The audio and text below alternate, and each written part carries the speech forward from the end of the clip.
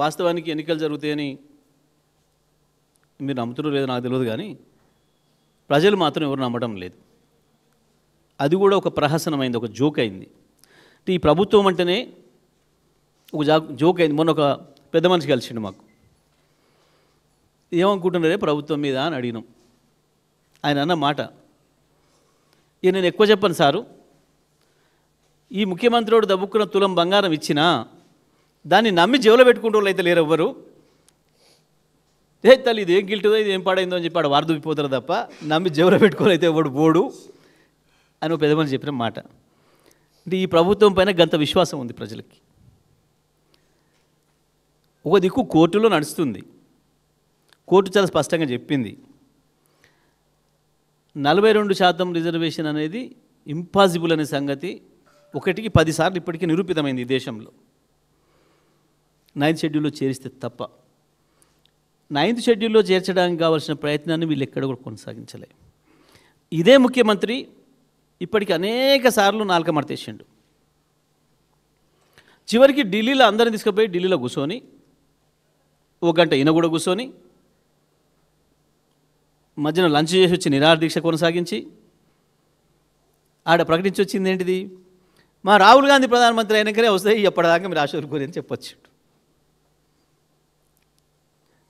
ఇవాళ తనే శాసనసభలో బిల్లు పెట్టి తీర్మానం చేసి చట్టం చేస్తే ఇంకా అది గెజెట్ కాలేదు, చట్ట రూపంలోకి రానిలేదు, గవర్నర్ గారి దగ్గర పెండింగ్లో ఉంది. అంతకుముందు చేసిన తీర్మానం గవర్నర్ గారు రాష్ట్రపతి పంపి అక్కడ పెండింగ్లో ఉంది. ఇన్ని విషయాలు ఇట్లా ఉండంగా నువ్వు చట్ట వ్యతిరేకంగా ఒక జీవోని తీసుకొచ్చి ప్రజల్ని మోసం చేద్దాం, ప్రత్యేకించి బీసీ ప్రజల్ని మోసం చేద్దాం, ఆ ఓట్లు దండుకుందాం అని ఒక చిల్లర ప్రయత్నం చేస్తే ప్రజలు నమ్ముతారు. అది తెలిసి చేసిన దగా కదా ఇది. ఎవరి కండ్లకు గంతలు కడుతున్నారు అంటే బీసీ ప్రజలకు ఎవరికి రాజ్యాంగం తెలియదు, వాళ్ళు చదువుకోలేదు, వాళ్ళు చూడలేదు, అమాయకంగా నువ్వేం చెప్తే అదే నమ్ముతారు అనుకుంటున్నావా? ఎన్నికల ముందు మాట ఇచ్చినావు కాబట్టి నమ్మిరు, ఆశపడ్డారు. ఎన్నికల ముందు మా మాట ఇచ్చినా నమ్ముతారు ఎవరైనా. ఒక పార్టీ జాతీయ పార్టీ నాయకులు కూడా వచ్చి ఇచ్చారు కాబట్టి చేస్తామంటున్నారు, కేంద్ర ప్రభుత్వాన్ని ఒప్పించి చేస్తారేమో నమ్ముతారు. కానీ నువ్వు ఇవ్వాలా నీ చేతిలో దాన్ని లేని దాన్ని నేను చేస్తా అంటే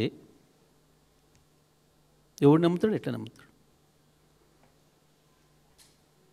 మీరు ఒక ఛానల్కి ఇవ్వాలి, మీరు ఒక రిపోర్టరు, ఏకంగా నేను ఛానల్ అమ్మేస్తాను పోయి కనుక బేరం పెడితే నమ్ముతాడా?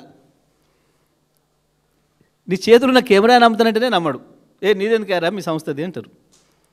నీకు లేని అధికారాన్ని ఉన్నట్లుగా చూపించి ప్రజల్ని నమ్మిస్తే బీసీ ప్రజల్ని మోసం చేస్తా, మొత్తం తెలంగాణ ప్రజలకు గంతలు కడతా అనుకుంటే ఇది మూర్ఖత్వం అవుతుంది. కోర్టులో ఏం జరుగుద్దో, కోర్టు తీర్పు ఏమొస్తుందో చూసిన తర్వాత ఎన్నికల మీద మాట్లాడదాం.